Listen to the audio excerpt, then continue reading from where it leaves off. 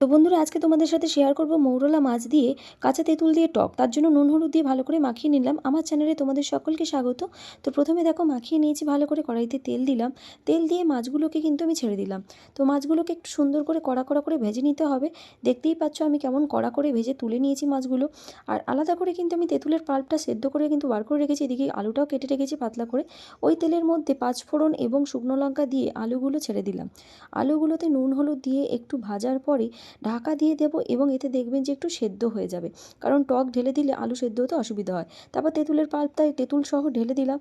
ঝোলটা ফুটতে দেবো, নুন হলুদ সব কিছু দিয়েছি, মাছটাও দিয়ে দেবো এবং এইটা ফুটে উঠলেই এর মধ্যে স্বাদ মতো দিয়ে দেবো চিনি। চিনিটা দিয়েই ঢাকা দিয়ে দেবো। ফুটে উঠলেই কিন্তু আমাদের মৌরলা মাছের টক রেডি হয়ে যাবে কাঁচা তেঁতুল দিয়ে।